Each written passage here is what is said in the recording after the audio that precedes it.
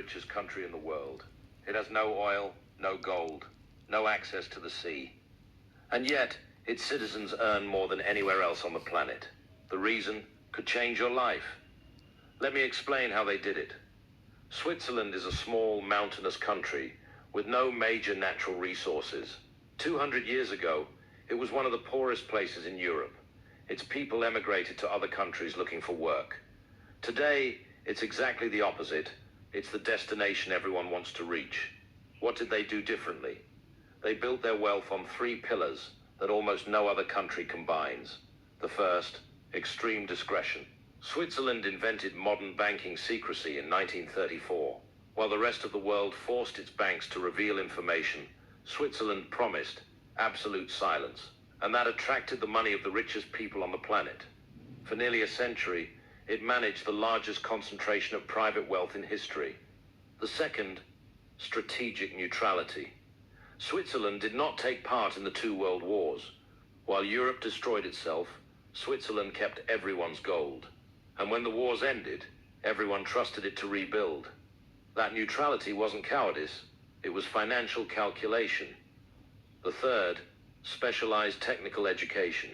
While other countries trained lawyers and doctors, Switzerland trained watchmakers, engineers, chemists, and bankers. Today, a Swiss company pays, on average, salaries 4 times higher than the European average. And what does this teach us on a personal level? The same thing the Swiss learned as a country. Wealth doesn't come from having many resources.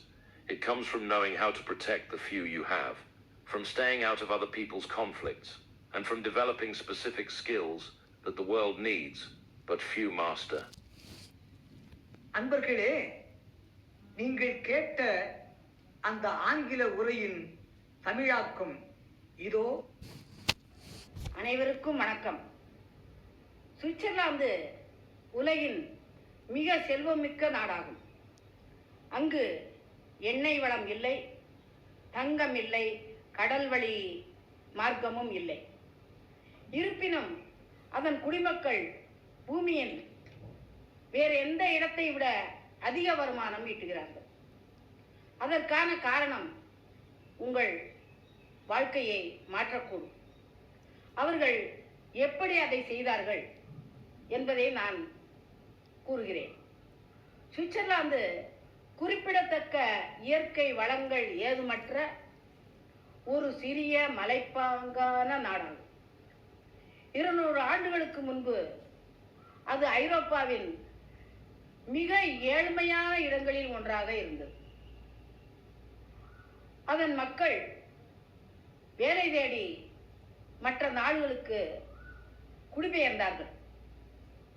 இன்று நிலைமை அதற்கு நேர்மாறாக உள்ளது. இதுதான் ஒவ்வொருவரும் தெரிந்து கொள்ள வேண்டிய இலக்காகும். அப்படி அவர்கள் வித்தியாசமாக என்ன செய்தார்கள்? அவர்கள் தங்கள் செல்வத்தை 3 தூண்களின் மீது கட்டி எழுப்பினார்கள். கிட்டத்தட்ட வேறு எந்த நாடும் கொண்டிராத கலவையர். முதலாவதாக அதீத விவேகம். அதாவது சுவிட்சர்லாந்து 1934 நவீன வங்கி ரகசிய காப்பு முறையை உருவாக்கியது. ஆனால் உலகின் பிற பகுதிகள் வங்கிகளை தகவல்களை வெளிப்படுத்த நிர்பந்தித்தன. சுவிட்சர்லாந்து முழுமையான ரகசிய அமைதியை உறுதியளித்தது. மேலும் அது உலகின் மிகப்பெரிய பணக்காரர்களின் பணத்தை ஈர்த்தது. ஏறக்குறைய ஒரு 100 ஆண்டு காலமாக வரலாற்றிலேயே மிக பெரிய அளவிலான தனியார் சொத்துக்களை அது நிர்வாகம் செய்தது.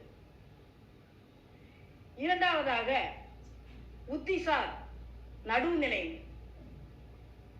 உத்திசார் நடுவுநிலைமை அப்படி என்றால் ஐரோப்பா 2 உலகப் போர்களிலும் ஈடுபட்டு தன்னைத்தானே அழித்துக் கொண்டிருந்த வேளையிலே சுவிட்சர்லாந்து 2 உலகப் போர்களிலும் பங்கேற்கவில்லை.